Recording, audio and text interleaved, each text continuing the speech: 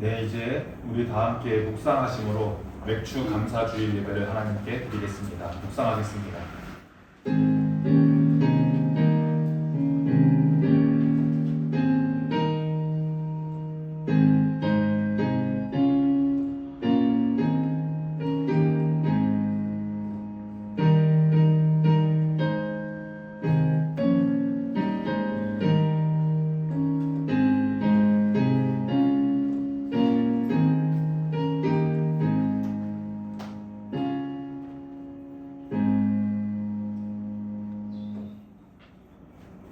하나님, 한 해의 절반을 지나 7월의 첫 주일 맥주 감사주일을 맞아 주님 앞에 섰습니다.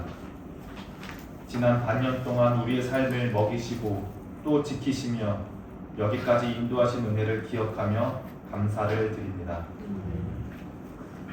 광야에 있는 이스라엘 백성들에게 만나와 메추라기를 내려주시고 첫 열매를 드리게 하셨던 하나님께서 오늘도 우리에게 일용할 양식과 살아갈 힘을 주셨음을 고백합니다.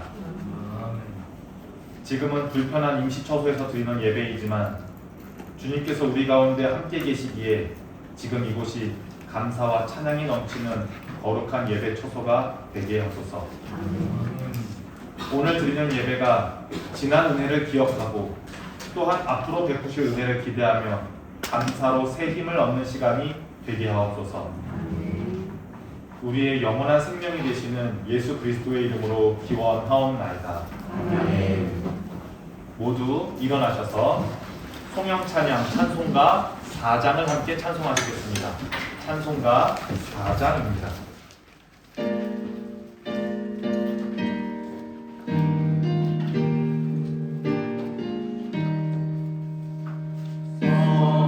성자와 성령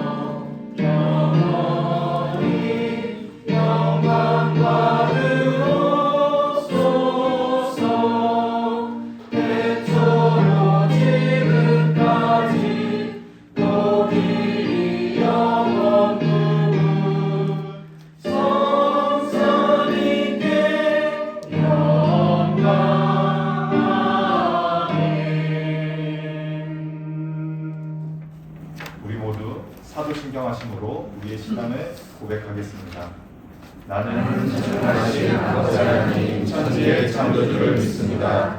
나는 그의 유일하신 아들 우리 주 예수 그리스도를 믿습니다. 그는 성령으로 잉태되어 동정녀 마리아에게서 나시고 본디오 빌라도에게 고난을 받아 십자가에 못 박혀 죽으시고 장사된 지 사흘 만에 죽은 자 가운데서 다시 살아나셨으며 하늘에 오르셔 전능하신 아버지 하나님 우편에 앉아 계시다가 거기로부터 살아있는 자와 죽은 자를 심판하러 오시니라. 나는 성령을 믿으며 거룩한 공교회와 성도의 교제와 죄를 용서하는 것과 몸의 부활과 영생을 믿습니다. 아멘. 모두 자리에 앉으시기 바랍니다. 찬송가 588장을 찬송하시고 이어서 이성원 집사님 예배를 위해 대표기도 해주시겠습니다.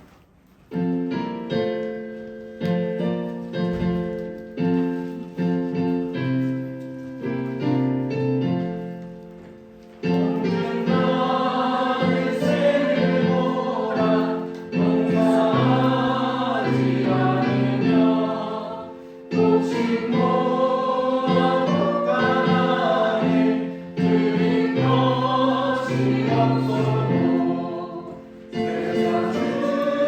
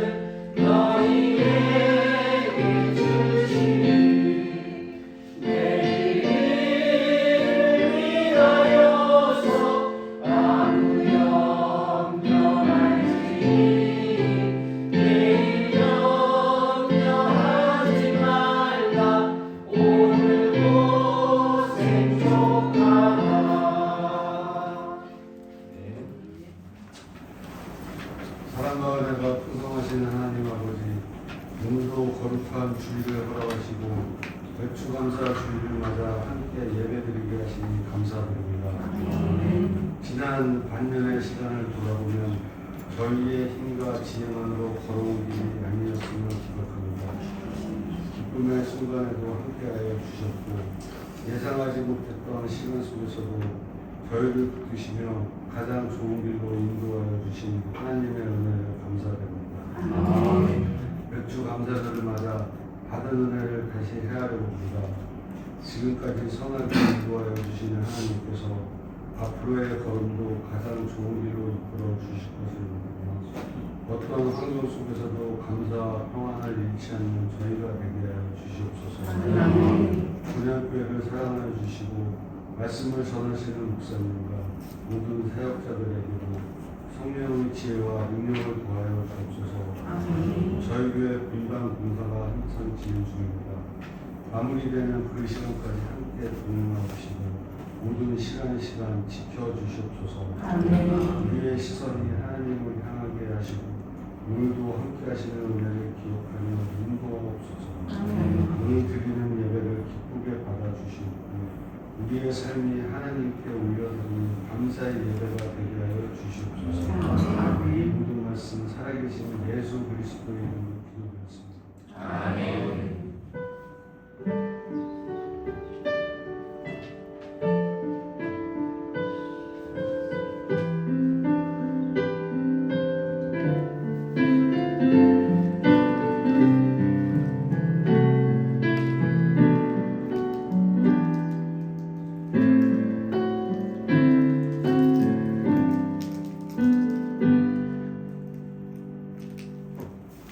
찬송가 50장 2절 부르심으로 함께 봉헌 찬양하겠습니다.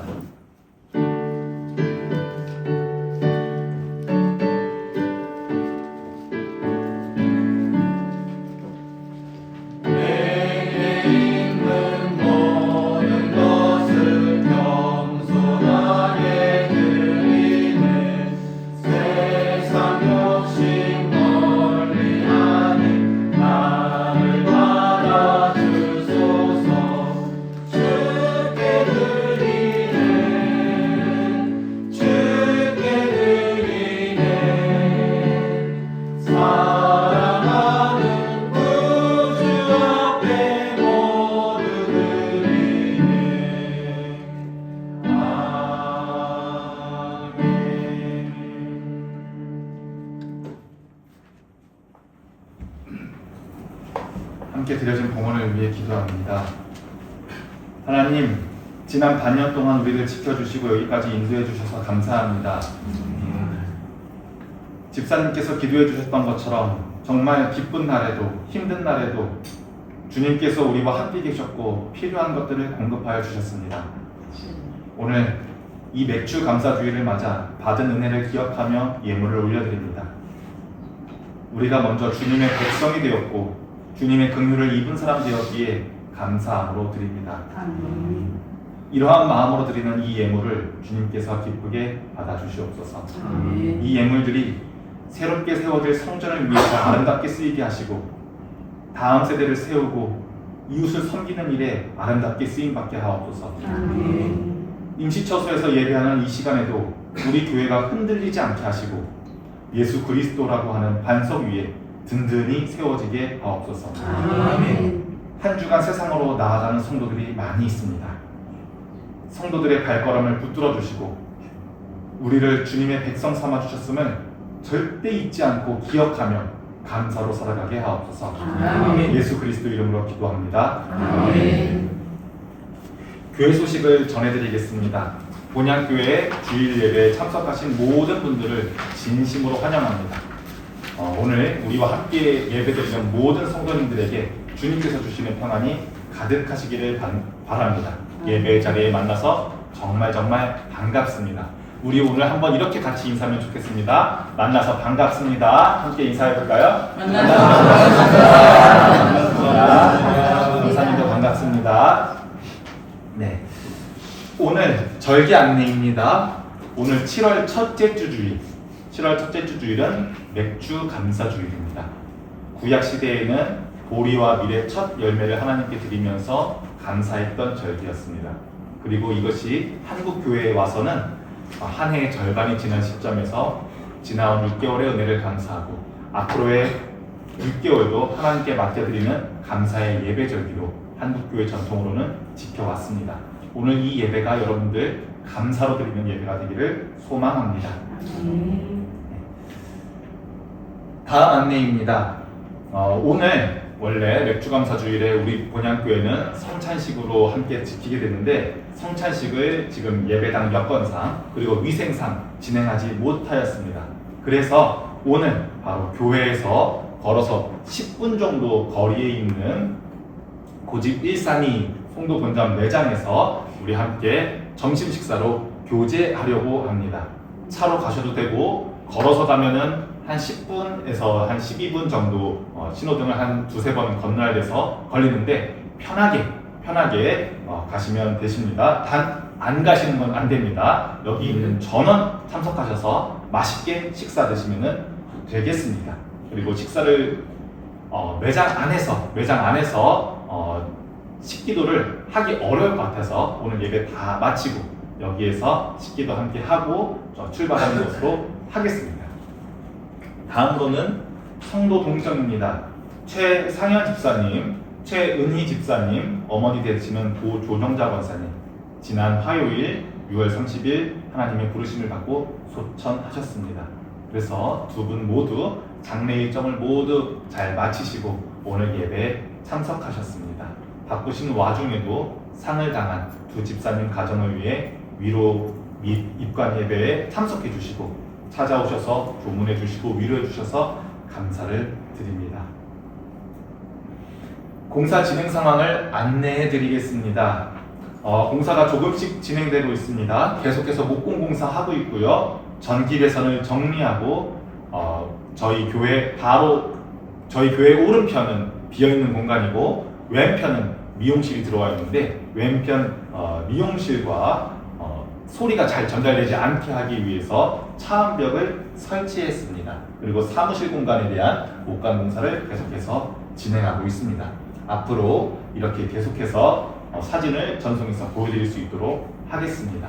이상으로 교회 소식을 모두 마치겠습니다. 오늘 하나님께서 우리에게 주시는 말씀은 신약 성경에 있는 사도행전 2장 1절부터 4절 그리고 41절의 말씀입니다. 사도행전 2장 1절부터 4절 그리고 41절의 말씀 신약 188쪽에 있습니다.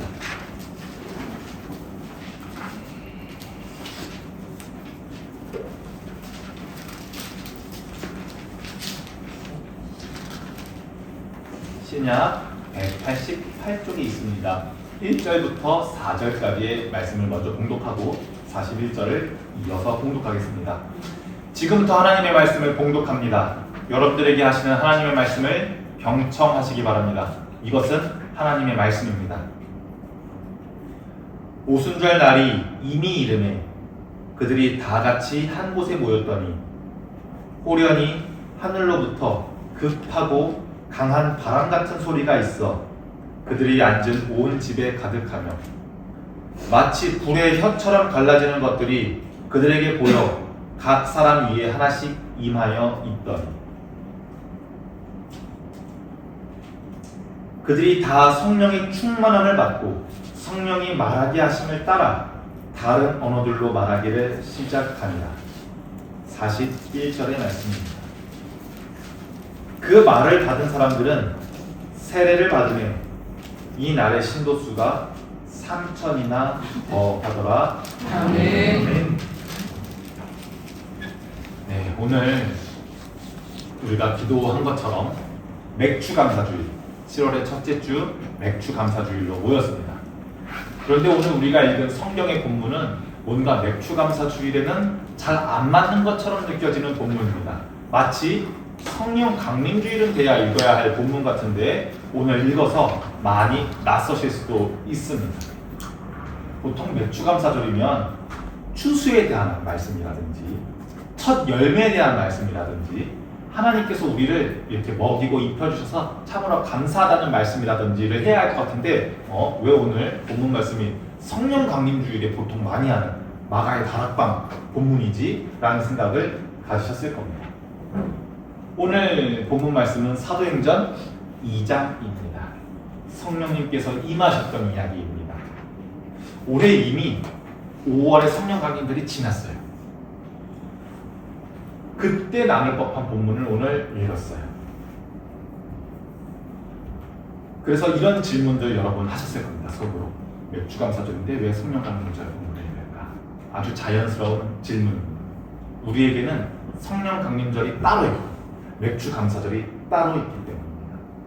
성령 강림절은 보통 언제냐면 부활절 이후로부터 50일째 되는 날입니다. 그래서 우리가 부활절부터 성령 강림절 사이의 기간을 기쁨의 50일이라고 알려드렸던 것이 잘 생각이 나실 겁니다. 그런데 한국교회는 전통적으로 7월 첫째 주일을 맥추감사절로 지켜왔습니다. 그래서 우리는 흔히 이 두 절기가 서로 무관한 두 절기라고 생각하기가 쉽습니다. 그런데 오늘 우리가 성경을 자세히 읽어보면 조금 이야기가 달라집니다. 사도행전 2장 1절은 이렇게 시작합니다. 오순절 날이 이미 이르네. 여기서 나오는 오순절이 바로 구약의 맥추절입니다. 그래서 오늘 우리가 성령 강림 본문을 읽은 것은 엉뚱한 본문을 읽은 것은 아니에요. 오히려 성경 안에는 이 두 가지가 긴밀하게 연결되어 있습니다. 구약의 맥추절 여러분 잘 아시죠? 곡식의 첫 열매를 하나님께 드렸던 날입니다. 그런데 하나님께서는 곡식을 추수하는 이 명절에 곡식보다 더 큰 추수를 하기 시작하십니다.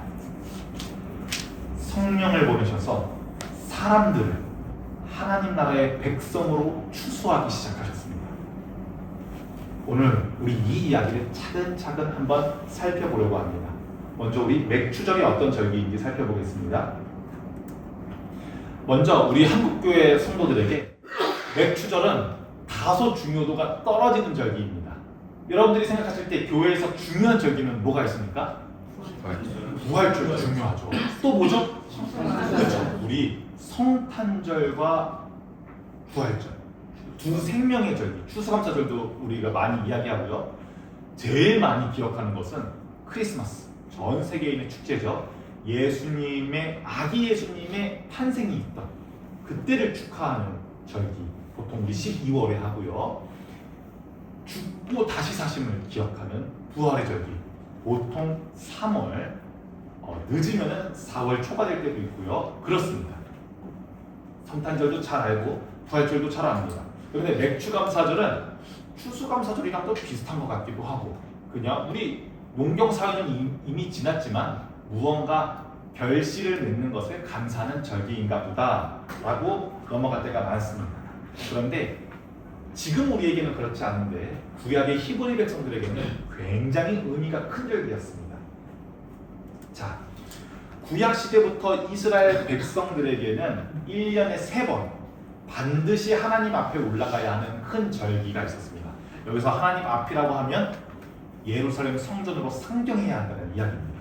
전라도에 살던, 경상도에 살던, 제주도에 살던, 강원도에 살던 이 1년에 3번은 반드시 성전이 있는 예루살렘으로 가야 합니다. 명절을 지키기 위해서입니다. 첫 번째는 6월절이라고 하는 절기입니다. 우리 패스오버 많이 우리 익혔었죠. 하나님께서 애굽에서 종살이하던 400년 동안이나 종살이하던 우리를 구원해내신 것을 기억하는, 기념하는 절기입니다. 쉽게 말하면 맞아요. 하나님, 우리 여기에 이렇게 서 있는 것 하나님의 구원 때문입니다. 그것을 잊지 않기 위한 절기가 바로 유월절입니다. 둘째는 바로 오늘 우리가 지키고 있는 맥주절입니다.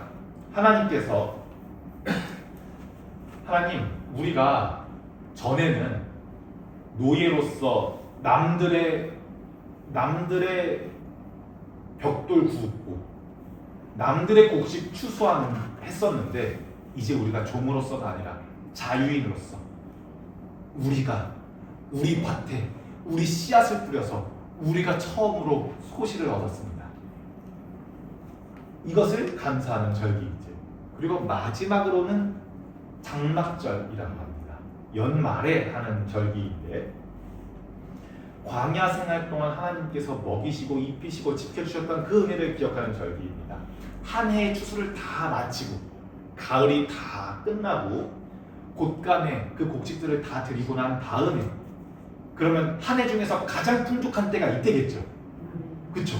가장 풍족한 때 곡식들을 다 걷어들이고 한 해 농사가 끝난 다음에 곳간에 다 드린 다음에 일부러 가장 풍족한 때에 일부러 집 밖에 초막과 장막을 세우는 겁니다. 그리고 이제 거기서 추수감사 식사를 하는 거예요.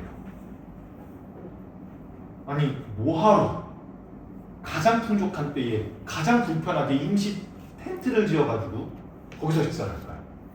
왜 그러냐면 광야 시절에 장막을 폈다가 또 이제 이동해야 되잖아요.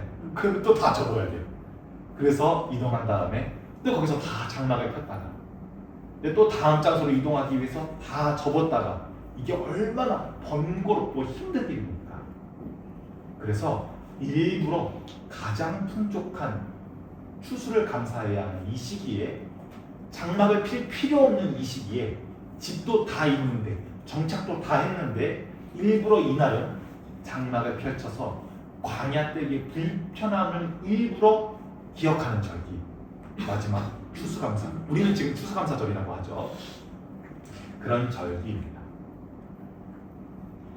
이렇게 이 세 절기를 한마디로 정리하면 이렇습니다. 유월절은 구원의 은혜를 기억하는 절기이고 맥주절은 우리에게 공급해 주셨음을 기억하는 절기이고 장막절은 하나님께서 광야 시절에 우리를 지금까지 이끌어 주셨던 것을 기억하기 위해 풍족한 이때에 일부러 불편함을 경험하는 그런 절기입니다. 뒤에 성도님 오셨는데 자리 좀 안내해 주세요. 자, 그런데 오늘 우리가 주목할 절기는 바로 가운데 있는 맥주절입니다. 근데 여기서 조금 재미있는 사실이 있는데요. 맥주절은 이름이 세 가지나 됩니다. 성경을 읽다 보면 어디서는 맥주절이라고 그러고 어디서는 칠칠절이라고 그러고 또 오늘 우리가 읽은 사도행전에서는 오순절이라고 부릅니다. 그래서 성경을 대강 처음 읽으면은 아니 뭐 이렇게 외워야 되는 절기 이름이 복잡하게 많은 거야 라고 싶은데 사실은 그런 건 아닙니다. 같은 절기를 세 가지 이름으로 다르게 부르는 것이에요. 가장 먼저 맥주절은 어떤 절기냐면 무엇을 드리는가에 대한 초점이 맞춰져 있어요. 여기 나오는 맥이 무슨 맥이에요? 보리맥. 그리고 추수할 때 쓰는 보리를 추수함을 감사하는 절기입니다. 그런데 꼭 보리만이 아니라 첫 곡식, 우리 햇과일, 햇열매라고 이야기하죠. 첫 곡식, 첫 열매를 하나님께 드리기 때문에 이날의 이름을 맥주절이라고 부릅니다. 두 번째 칠칠절이라고 하는 이름은 이게 그래서 언제 지켜지는 절기이냐에 초점을 맞춘 이름입니다. 일곱 이레. 여러분 혹시 이레라는 단어 써보신 적 있으세요? 잘 모르시죠? 이레. 이레가 며칠이에요? 7일. 7일을 우리 이레라고 부르죠. 그러니까 일곱 이레. 한 이레가 7일이니까 일곱 이레면 49일이죠. 77에 49일이니까 77에 49를 다 보내고 일곱 이레를 보내고 다음날 지키는 절기입니다. 6월절로부터 일곱 이레의 다음날 기입니다. 6월절 이후 일곱 이레를 지닌 다음날이기 때문에 히브리인들은 구약의 히브리 백성들은 이 날을 칠칠절이라고 부릅니다. 왜 77을 왜 일부러 77이라는 단어를 쓰냐 하면 히브리인들은 절기와 날짜를 계산할 때 7일 기준으로 사용합니다. 7진법을 써요. 그래서 안식일도 7째 되는 날이고요. 우리 이미 그것들을 다 수용하고 받아들여서 우리는 일주일을 7일로 계산하는 방식을 지금도 전 세계가 사용하고 있지요. 안식년은 몇 년째 되는 해예요? 교수님들이 6년 동안 강의하시고 그쵸?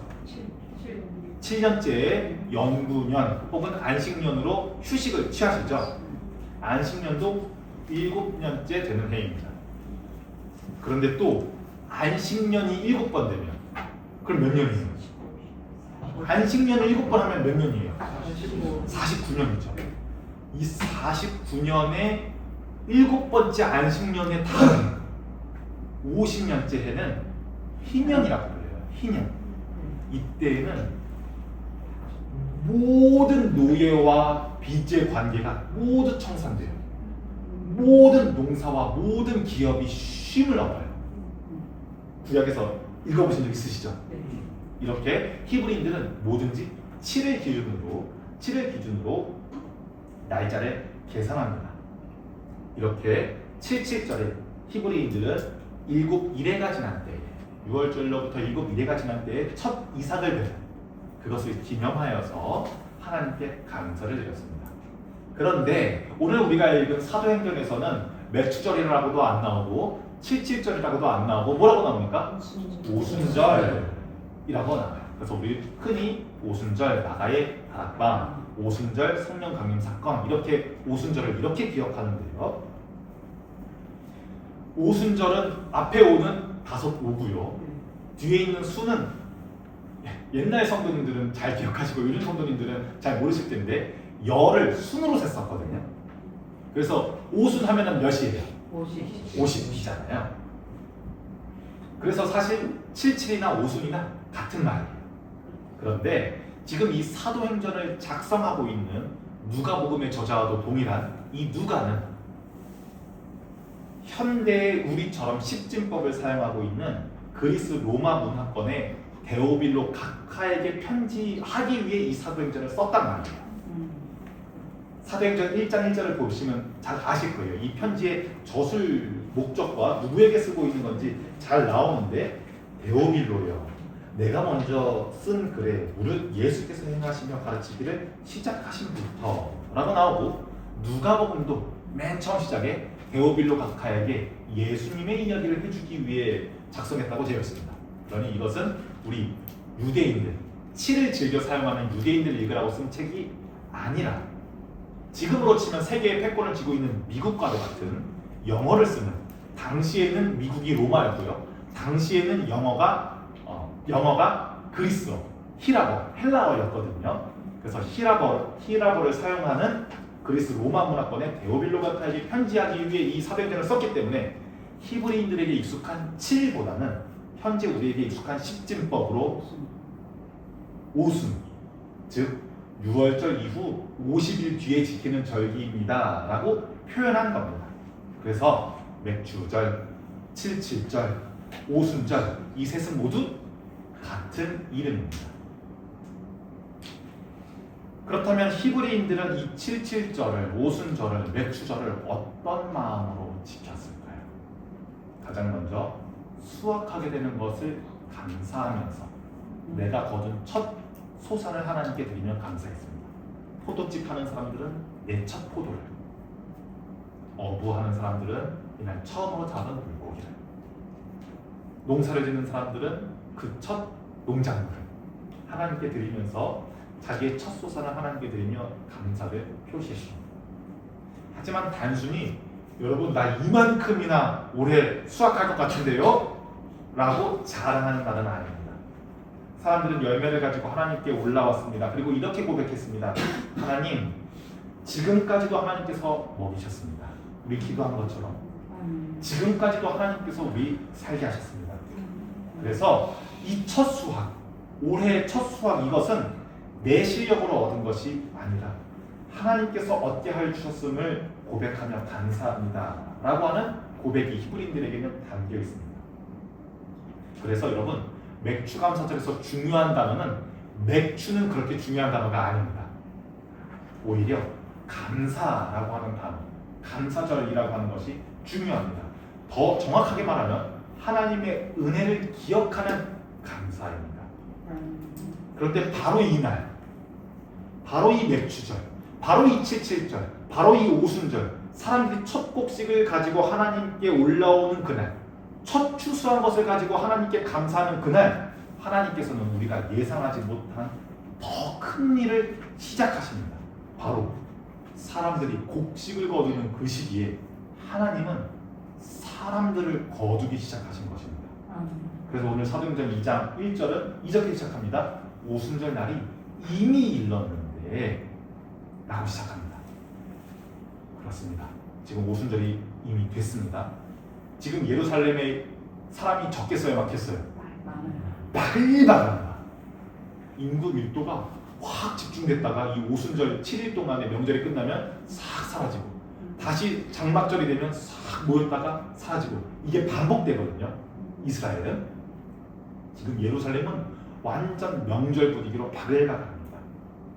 세계 여러 곳에 흩어져 있던 디아스포라 유대인들이 맥주절 예배를 드리기 위해 예루살렘으로 모였습니다.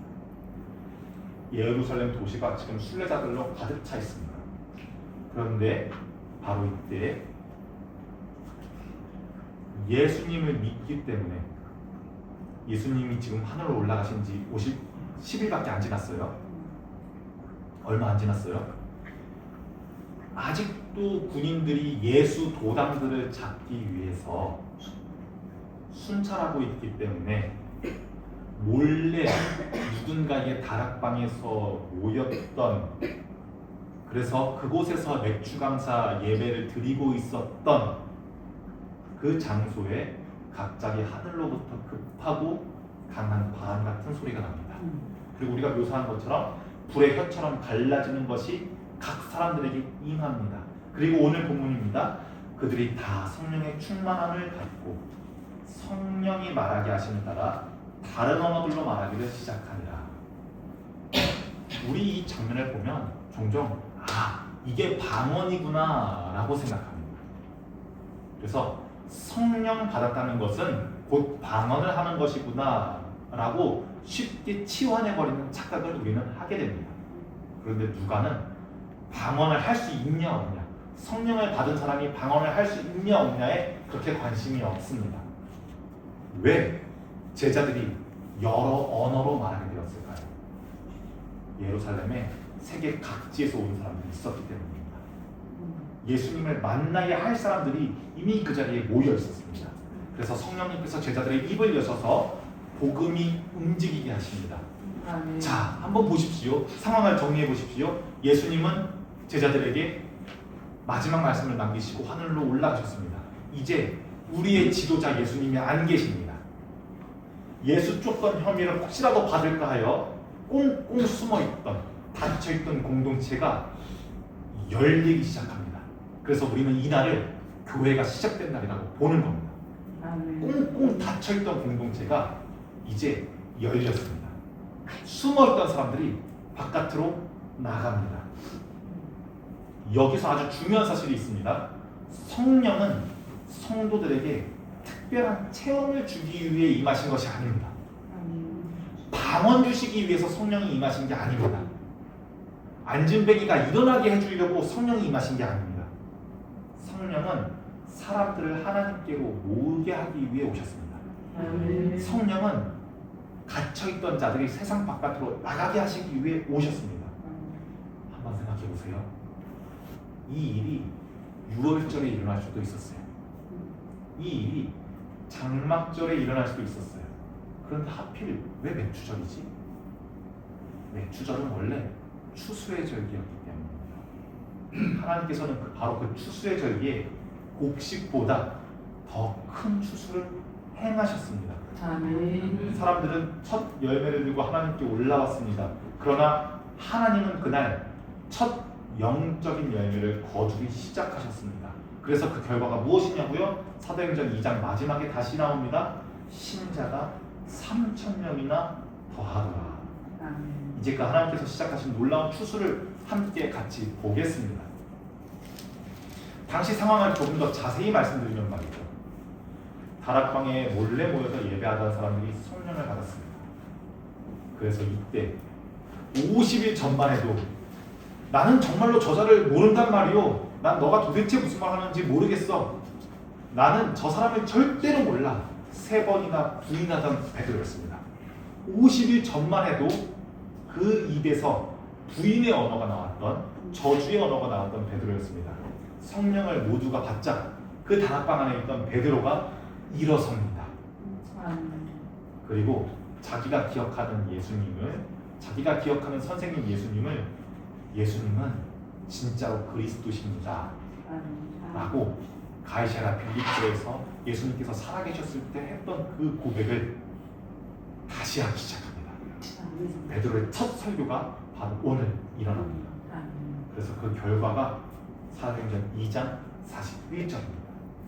서로 다른 출신의, 서로 세계 곳곳에서 다른 생각을 가지고 있던 이들이 예수님을 믿고 세례를 받게 됩니다. 여러분, 이 말씀 너무 빨리 읽으면 안 됩니다. 우와, 3,000명이나 믿게 됐구나. 와, 부흥했구나. 이 정도가 아닙니다. 방금 전까지 예수님을 몰랐던 사람들입니다.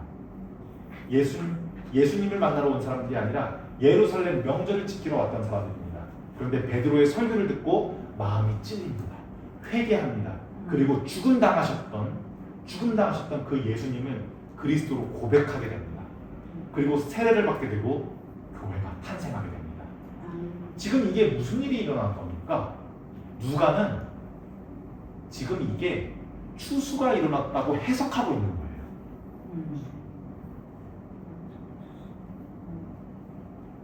누가는 이 예수님 이후에 일어난 일들을 로마에 살고 있는 이에게 전달해주고 싶은데, 이 오순절이라고 하는 이 날에 하나님께서 추수를 하기 시작하셨다고 해석한 겁니다.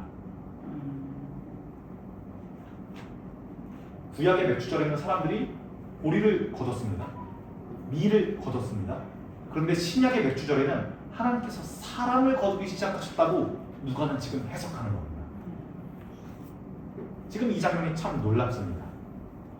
곡식을 거두고 사람들이 예루살렘으로 저마다 자기의 것을 가지고 모입니다. 하나님, 올해도 수확하게 해주셔서 감사해요. 그런데 하나님께서는 이렇게 말씀하시는 것 같습니다. 너희들은 곡식을 거두었다고 기뻐하지만 지금 나는 너희들을 거두고 있단다. 이렇게 말씀하시는 것 같습니다. 얼마나 놀라운 일입니까? 곡식, 우리가 얻은 것, 우리가 번 것 결국 썩습니다. 우리가 잡은 물고기, 우리가 따은 열매, 우리가 추수한 보리와 밀, 우리가 번 돈 결국 썩습니다. 하지만 한 영혼은 영원합니다. 보리 한 단보다, 밀 한 포대보다 한 사람이 하나님께 돌아온 것이 훨씬 큰 추수입니다. 그래서 오순절이라 함은 단순히 오순절 성령 강림, 오순절 성령 강림 이렇게 외우지만 마시고, 이날은 교회가 시작된 날이구나. 복음이 세상으로 흘러 들어가기 시작한 날이구나. 우리끼리 몰래 모여서 닫혀있던 공동체에서 세상으로 열린 공동체로 변화된 날이구나. 하나님께서 영혼을 거두시기 시작한 날이구나 라고 기억하시면 좋겠습니다. 그런데 이 맥주절은 말이죠, 30년도 이날에 단 한 달로 끝날 절기는 아닙니다. 하나님께서는 여전히 추수하고 계십니다. 하나님께서는 오늘도 많은 이들을 부르시고 그들을 돌이키시고 오늘도 우리를 하나님의 백성으로 삼고 계십니다. 하나님은 지금도 영혼을 추수하고 계십니다. 그래서 오늘 우리도 이 자리에 왔잖아요. 하나님께서 우리를 추수하셔서 지금 이 자리에 있는 건데, 사실 요즘 한국 교회에서 이 추수라는 단어의 어감이 별로 좋아요, 나빠요? 그렇게 좋지가 않아요. 이 추수라고 하는 단어의 어감이 좋지가 않아요. 우리나라의 대표적인 이단이자 대표적인 사이비인 신천지가 이 추수라고 하는 표현을 이제 거의 독점해서 사용했거든요. 이들은 추수라고 하는 단어를 어떤 때 사용하냐면, 기존의 교회의 구조에 뭔가 불만족스러운 사람이 있어요. 우리 교회는 너무 목사님이 보수적이야. 성도들이 너무 세상 사람 같아. 사랑이 없어 이 공동체. 뭔가 우리가 불만이 있을 때가 있거든요. 때로는 어떤 집사님이랑 같이 잘 지냈었는데, 어떤 자매랑 잘 지냈었는데, 형제랑 잘 지냈었는데 관계가 틀어질 때도 있고, 이전만 못해서 서운해질 때도 있고, 상처 입을 때도 있는데, 그런 사람들을 골라서 약해 보이는 거죠. 타겟으로 정해서 우리 편으로 싹 끌어들이는데 무슨 단어를 사용하냐면 추수라고 하는 단어를 사용합니다. 그래서 추수에서 빠져나온 사람들의 이야기를 들어보면 나에게 카톡한 그 사람, 커피 전문점에서 우연히 만났던 그 사람, 우리 소개시켜줄 사람이 있는데 그 사람이 뭐야? 지금 나와 보니까 다 한 통속이었잖아. 나 빼고 이 7명, 8명, 많게는 20명이 나 한 명을 추수하기 위해서 기획했던 것을 나중에 발견하게 돼요. 그래서 기존의 예배, 기존의 교회에 와서 새로운 성도가 온 것처럼 잠입해서 사람들, 집사님 설교가 좀 그렇지 않아요? 오늘 예배가 좀 그렇지 않아요? 저 집사님 너무 오버하는 것 같지 않아요? 하면서 싹 끌어들이는 사람을 신천지에서는 뭐라고 부르냐면 추수꾼이라고 부릅니다. 그래서 우리는 추수라는 말 자체를 들으면 경계심부터 이제 가지게 돼요. 참 씁쓸한 일입니다. 왜냐하면 추수는 원래 사이비의 언어가 아니라 성경의 언어이기 때문입니다. 예수님께서도 추수할 것은 많되 일꾼이 적다라고 말씀하신 것처럼 하나님께서 하셔야만 하는 일을 추수에 빗대어서 예수님도 말씀하셨었거든요. 그리고 오늘 사도행전 2장도 하나님께서 영혼의 추수를 시작하시는 영혼의 오순절, 영혼의 맥주절이거든요. 그러므로 우리는 이 아름다운 성경에 빼앗긴 언어를 되찾을 필요가 있겠습니다. 성경이 말하고 있는 추수는 누군가 약한 사람을 미혹하여서 내 편으로 끌어들이는 그런 일이 아니라, 지금은 오염돼서 추수라는 단어가 그렇게 사용되어져 버렸는데, 성경이 말하는 추수는 하나님께서 성령을 통하여 사람들을 하나님께로 돌아오게 하시는 은혜와도 같습니다. 자, 그러면 마지막으로 우리에게 이 질문이 하나 남아 있습니다. 우리에게 맥주감사절은 그러면 무엇입니까? 아까 처음에 봤던 달력을 다시 봤으면 좋겠어요. 그러면은 성령 강림 주일이 맥주절이고 맥주절이 성령 강림 주일이어야만 하죠. 그쵸? 근데 우리 왜 5월에 성령 강림절 하고 또 7월에 또 맥주 감사절 하나요? 한 날인데 왜 우리는 서로 다르게 두 날에 하나요? 이렇게 궁금할 수밖에 없는 상황이에요 지금. 그렇죠? 원래는 같은 절기가 맞습니다. 성경으로만 보면 사도행전 2장에 오순절이 곧 구약의 맥주절 맞잖아요. 그쵸? 그쵸? 그런데 미국과 캐나다의 선교사님들로부터, 개신교의 선교사님들로부터 우리 조선에 우리 교회 복음이 일찍 들어왔으면 1870년도에 들어왔다고 하시는 분도 있고, 늦게 보는 사람들은 1890년도에 들어왔다는 분들도 계시고, 조금씩 의견은 다르지만 선교사님들께서 조선에 선교하시고 한국에 교회라고 하는 것이 시작되면서 토착화, 그럼 토착화라는 단어 익숙하신가요? 네. 토착화, 한국 교회만의 독특한 전통이 생기기 시작했습니다. 서구 교회에서는 사도행전의 순서를 따라서 부활절 이후에 50일 뒤인 날에 매년 성령 강림 주일로 지켰습니다. 그래서 올해도 우리 부활절 3월 달에 한 다음에 50일 뒤인 5월 달에 우리 성령 강림 주일 지켰잖아요. 그런데 우리 조선의 선교사님들이 복음을 전해줄 때 그때 우리나라 사람들 다 뭐하고 살았어요? 우리는 지금 다 다르게 살잖아요. 누구는 공무원, 누구는 자영업, 누구는 학생, 누구는 출판사, 누구는 꽃집, 이렇게 다양하게 일하잖아요. 그런데 이때는 이 사람도 농사 짓고 저 사람도 농사 짓고 저 사람도 농사 짓고 다 농사 지으면서 살았어요. 교인들의 대부분이 농사를 짓는 철저한 농경 사회였습니다. 그래서 6월과 7월 보리와 밀 수확을 마치고 하나님 올해 상반기도 우리 굶지 않게 하셨습니다. 그리고 우리가 이렇게 보리와 밀을 얻게 되었습니다. 라고 하여서 우리에게 맥주절이라는 이름이 생겼어요. 우리 굉장히 한국 교회의 독특한 문화 유산이라고 할 수 있습니다. 그래서 7월 첫째 주에 맥주절을 지키는 것은 한국 교회의 전통이에요.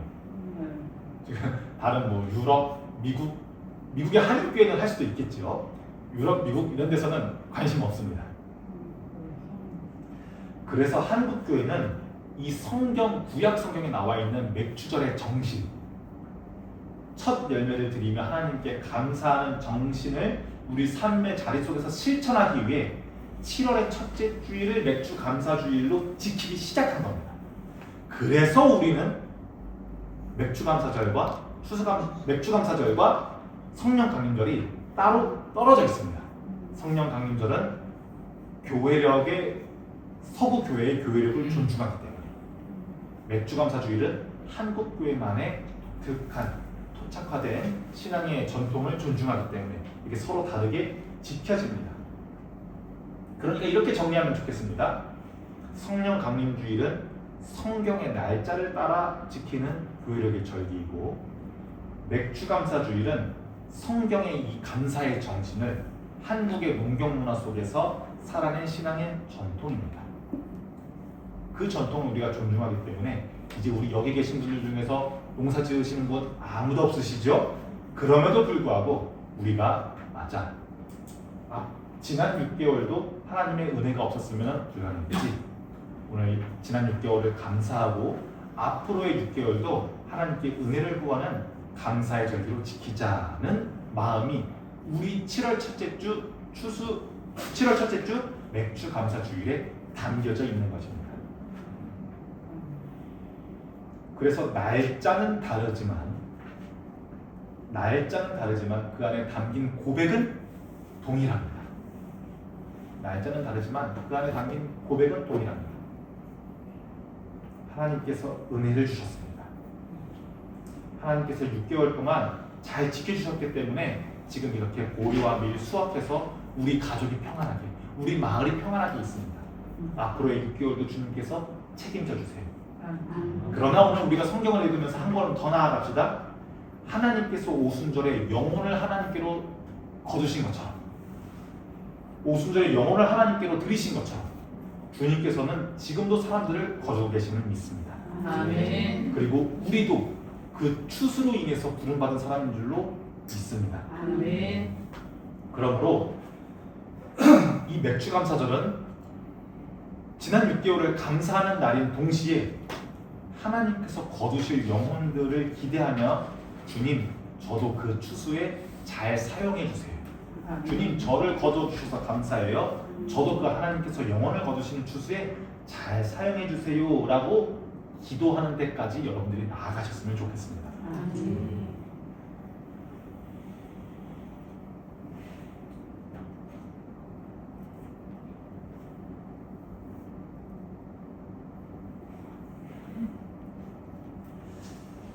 하나님께서 성령을 보내시고 숨어있던 백성들을 하나님의 자녀로 거두시고, 지금 여기 있는 우리들도 하나님의 자녀로 거두셨기 때문에 지금 하나님의 추수는 신천지가 잘못 사용하고 있는 잘못된 단어 추수가 아니라 하나님께서 하시는 추수는 지금도 계속되고 있습니다. 그러므로 오늘 맥주감사주일, 여러분들께서 지난 6개월 동안 거둔 것들을 감사하시고 또 동시에 주님께서 여러분들을 거두셨음을 감사하기를 바랍니다.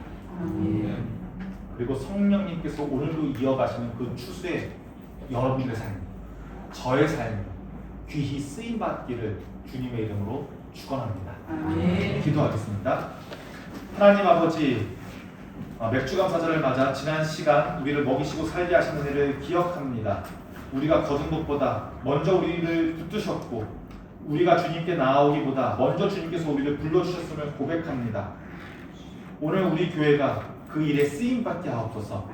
우리의 예배가 닫힌 예배가 되지 않게 하시며 우리의 감사가 우리 안에만 머물지 않게 하시며 성령께서 보내시는 자리에서 복음의 증거로 살아가게 하옵소서.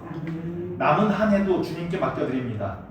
우리의 삶을 지켜주시고 우리의 가정을 붙들어주시고 우리 교회를 통해 하나님께 돌아오는 영혼들이 있게 하옵소서. 예수 그리스도의 이름으로 기도합니다. 아멘. 모두 함께 일어나셔서 화성에 찬양하겠습니다.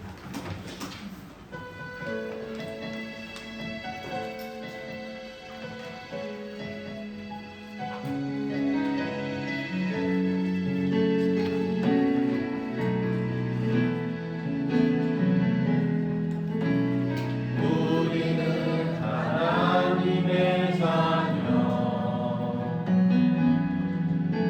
주 사랑 안에 우리 거할 때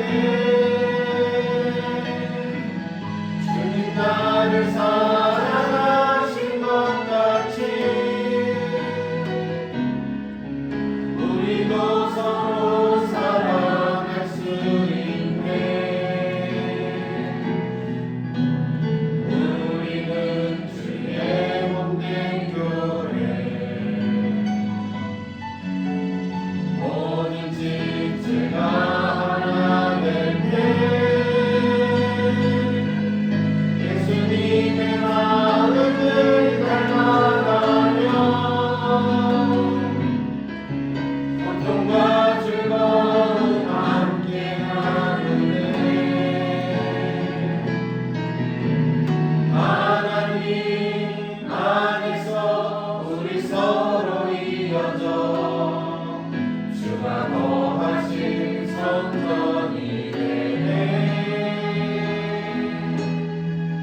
우주의 돌 되신 예수와 하나 되게 하신 성령 안에 함께 지어져 가네. 하나님 안에서 우리 서로 이어져 주가 거하신 성전이 되네. 모든 입돌 되신 예수와 하나 되게 하신 성령 안에 함께 지어져 가네.